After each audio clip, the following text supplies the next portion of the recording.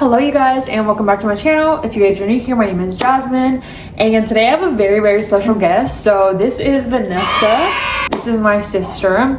Fun fact, like background, pero like when we were younger, like people would always ask us if we were related just because ella salió como mi papá, como más güerita, and then I salí como mi mamá, which is like más morenita. But you guys finally get to meet her. I love my sister so much. Like we have just like grown so close now. Like we used to fight all the time. Yeah, when we were little, we used to fight all the time about the stupidest stuff. I know, I remember. But now we've grown closer. I've been in love. Really in love? Yeah. I think only one time in my life. Oh yeah, we didn't tell you guys what the video was about. You guys can see we're gonna be filming a spill the tea with my sister video, so you guys are gonna get to know us. You guys are gonna get to know my sister. She's an amazing person. So she is an Aries and I'm a Pisces, so that way you guys know like our zodiac signs. I think it was only one time that I've ever been like truly in love. Believe in ghosts. Do I believe in ghosts? Yes. Yeah. Oh. I don't think I believe in like that stuff where like, oh, like the ghosts like moved something. But I believe more in like spirits. Like if somebody dies, you can still feel their spirit, you can still sense them. Sometimes you can even see like somebody's shadow and you're like, oh, that was my dad or that was my mom. Like some people sense that type of stuff. So I feel like I believe more in that. What was like your happiest memory of when you were younger? When my quinceañera. Really? Like when I was younger, when I was like in my teens, I think my happiest was my quinceañera. For those of you that don't know quinceañera, when you're Hispanic, because I was gonna say Mexican, but a lot of other countries do it as well. When you're Hispanic, they do this thing called a quinceañera. It's almost the same thing as a sweet 16. So you have a big dress. It's like you growing up in a Mexican household. It's like you turning into a woman. Yeah, pretty much. What would you tell yourself like when you were younger? I could go back and like talk to my younger self. I think one thing I would tell her is keep going, because when I was younger, I haven't really talked to her about this, but I talked to my mom about this because she's not really here anymore because she lives in Arizona, obviously. But when I was younger, when I was like 17, I didn't want to be here anymore. And I know a lot of you probably relate to that when you are very depressed and you're like, oh, I don't know what I'm living for, I don't know what I'm going for. But I just want to say, hey, if you are going through that, just keep going, because it does get better. And even though there's ups and downs, it will get better. And nothing ever is going to be all black and white, so it does get better. Is like your love language? My love language? Acts of service. Like, oh, okay. Yeah. Acts of service. Because I like when people like do things for me without me having to ask like, hey, can you do this? Can you do that? That's such like a fire thing, or like even like a earth thing that I've realized, because I'm a Pisces and I feel like I love gifts, or like I love physical attention, or like physical touch. Yeah, like I love touching people. I love when people touch me. And I don't. That's the weird part. Like people hug me and I'm like, I get all awkward and weird. I'm like, don't hug me. Like I don't know. I don't really like physical touch. The way we were like as kids, or like when you were younger, it's that I was a Pisces and I guess I was more sensitive, and I would be like even like today I realized that like I would be really like petty with certain things, or but then I was always classified as the calm child, and like you would always be classified as like the enojona child. But again, it would just be because like we handled situations differently, or we viewed things differently. But I guess like growing up, like what is like one thing that I guess like not that you regret, but you just wish you learned sooner, or that you wish like was different? One thing that I wish I would have learned sooner is not to be so angry at our parents, because our parents loved us the way they knew how to. So sometimes when you love somebody, you can't tell them how to love you. You have to accept it. And when we were younger, I was like, oh, but you know, he's not doing that, or my dad doesn't love me the way that I want him to love me. Both of our parents are loving us the way that they were taught. Nobody has like a handbook of how you're going to be a parent when you grow up. So yeah, do you believe that thing where like when there's like a little spectacle that comes across the camera, it means that there's a spirit in the room? It means that there's a spirit. Yeah, I believe in that. I just saw it. Shut up. Yeah, we can replay the video back, but I just saw it. No way. Yeah. my god, madre santa. Stop! Hablamos inglés y español, hablamos de los dos. But like, people always ask us, like, I don't know if people ask you this, but people always ask me, like, you speak Spanish so well, or like, you know so much. And I'm like, thanks. Like, my dad like forced us to, because like he would literally tell us like, en la casa no se habla español. And I remember like you getting so mad at that, or just walking away. Yeah. Yeah. I don't know why. He would be like, pues no, y ya. And then you would go upstairs, and I was like, Vane. I was like, come eat. Yeah, when I was younger, I used to get so mad because, like, in the house, that's what my parents used to always say. En la casa se habla español and nothing else. Like, you couldn't speak English, or we would literally get in trouble for it. And when I was younger, I was like, but I don't know that word in Spanish, or I don't know Spanish. But now that we're grown up, I think I really do appreciate that, because it does help. Like, if you're bilingual, it helps in so many ways that, like, so I used to work at the hospital as a phlebotomist. And I used to see that all the time, where there would be so many older people coming in. They would be like, oh, es que yo no hablo español, mija. No sé cómo hablar. And like, they would say that, and I would just, it makes me so sad, because I'm like, dang, like they don't have anybody to advocate for them, or to talk to them, or help them. So I'm glad that now we know like Spanish, English. But yeah, when I was little, I was like, no, I don't want to. I don't want to talk it. I don't want to speak it. So you were so like cute when you used to get mad. Like, you were so cute. Like, you would just be like, okay. Tell me a little bit about like, what do you do for like a living now? I am 22 years old. She's 26, so we're 4 years apart. But right now I am a real estate agent in Ohio. So I am trying to pursue that right now, while also working my full-time job at a retirement company. So for like 401ks, that type of stuff is what I do as well. And then as well, I try to make content whenever I can. Yeah, she just started. I did just start, Yeah, so I'm trying to. Su etapa de ser content creator. Content creator. Pero I've been telling her to start her content journey, just because si tiene negocio, es una emprendedora, and I always tell her that like, creating content is so important, not only for your business, pero para tu página y tu perfil, porque hay otras compañías or like other organizations that are eventually going to come to her page and then look at it, and then that might help her with like even job opportunities in the future. So it's not just for like entrepreneurs. And if you guys don't know, like, I'm in marketing and she's in real estate, but I think it just helps us both so much, because then she teaches us stuff or I teach her stuff. So yeah, and I'm just happy for you, because I feel like you're finally like in your happy and glowing era. Yeah. And like, we've both been through so much, but like, I think like as a sister, like seeing your sister go through so much stuff, you're just like, oh, like, I can't wait till she's happy, or like, you want to control everything around them. And then you're just like, I was telling my mom this, I was telling my mom that I'm like, I feel like I wouldn't, like, I'm just not ready for kids now, because I'm like, I don't know how I was telling Matt, like, I don't know how you handle not being in control of like what your kids are doing, because you want to be controlling them, and it's just like, you can't control people. I mean, I want kids in the future. I definitely want 3 kids in the future.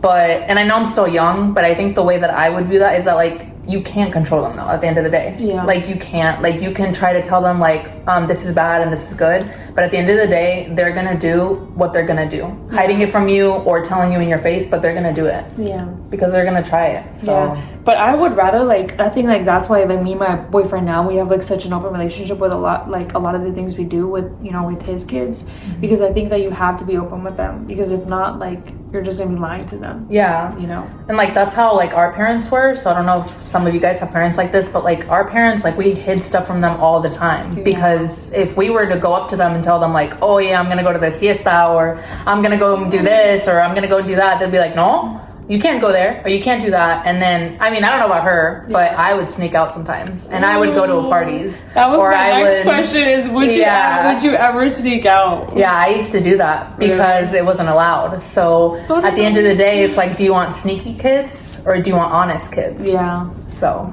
Yeah, and that's so true. And like, it goes back to like, I know our parents are living for like the first time ever, but I feel like we're not really going to understand what they like tell us sometimes until we go through it. Because even now with like Matt with his two little kids, or David tiene 2 hijos, and it's like some things where you just like, you have to be honest with them, because if not, then that doesn't create like an honest relationship, and then they feel like they can't come and tell you stuff, or piensan que ellos no pueden venir y hablar con cosas de ti. And even with our brother, like we're so open with him because we want him to have like an open communication with us, and I think that's why we're so close, is because like we hear each other out and we're generally there for each other. Like we know what it's like, I guess, like because we were older, we know what it's like from the boys to not be able to talk to somebody about things. So I feel like even when we were growing up, we were always fighting, but we would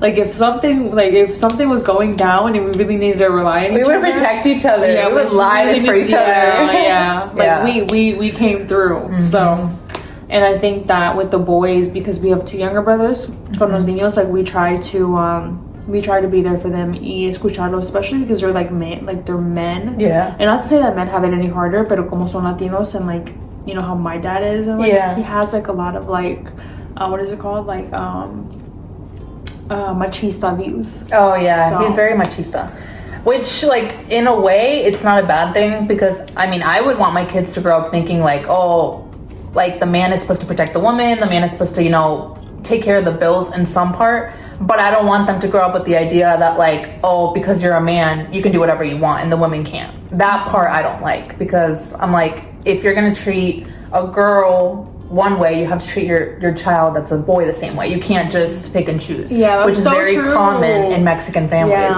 where the boys can do whatever they want, but then the girls, oh no, you can't go there, but your brother can. Like even like, not to call our parents out now, pero like there are some things that we, like all of us, like even like our primas or primos, like we all talk about, like our prima Yaki or prima Yose or Vede, like even we talk about things, I don't know why I blanked out on their name, but there's like things that we talked about, and we're just like, si fuera nosotros, se fuera como otra diferente historia, porque like we would be like so in trouble, or like we would get like our ass beat. And so it's just so different. Like it's like we want them to be softer with the younger generation and have like this softer, what is it called, like gentle parenting. But then again, it's like they be getting away with anything now. Especially with the older one, with Gustavo, the one that's 17, I think, for 18 now, but with him I think that's why I talk to him a lot more, because I'm like, I don't want him going through the same things that I went through. So that's why I try to advise him, because I'm like,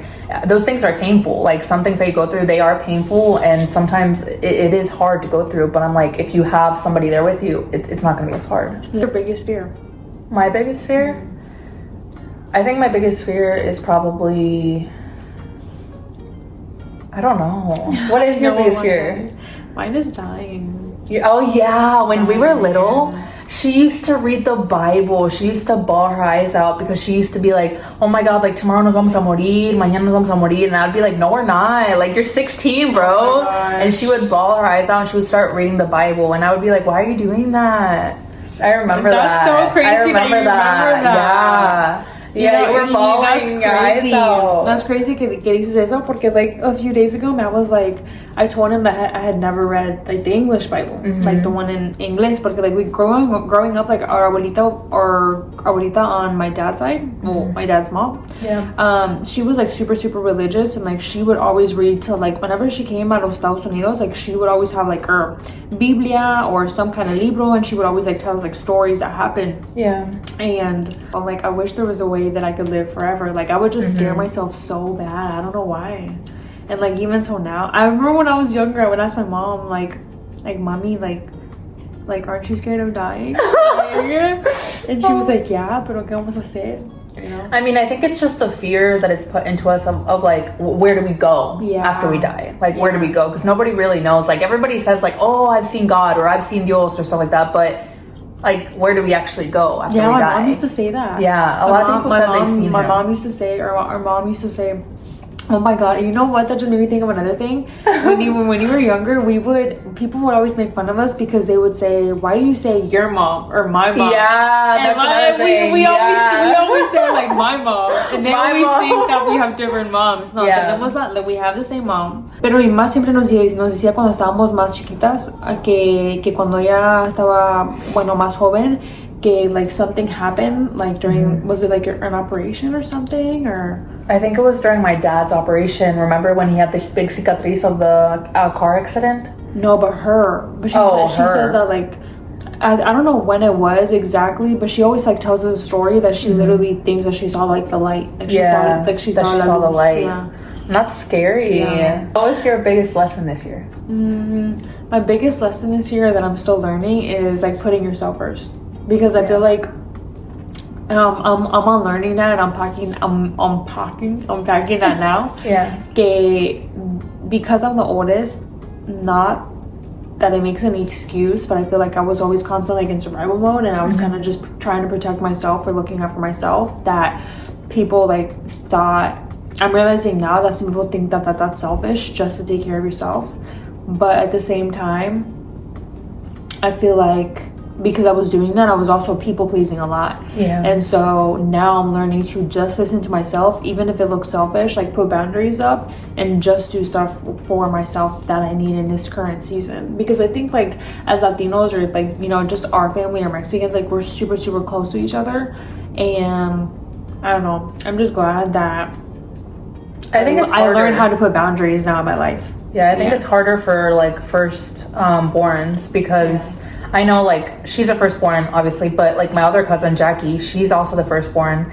And like we've talked about this before, where I guess the firstborns have the hardest. They really do have the hardest, because it's like a second mom. So everything that like we needed help with, we would go to her. Everything that, you know, my parents like didn't know how to do, we would go to her. We wouldn't really go to our parents as much. Like at least I wouldn't. Like Gustavo and Christian, our other little brothers, they would go more to our parents because we had already moved out. But I know that when I was little, like I used to go to her for everything, and I used to be like, oh, help me with this or help me with that, and she would be like a second mom to me. So and even like me acuerdo cuando mi mamá empezó a trabajar otra vez, like when she started cleaning houses, like I think I had to stay with, and I feel like that's a whole nother video, but like growing up we went through so much like stuff that we still haven't talked about till this day.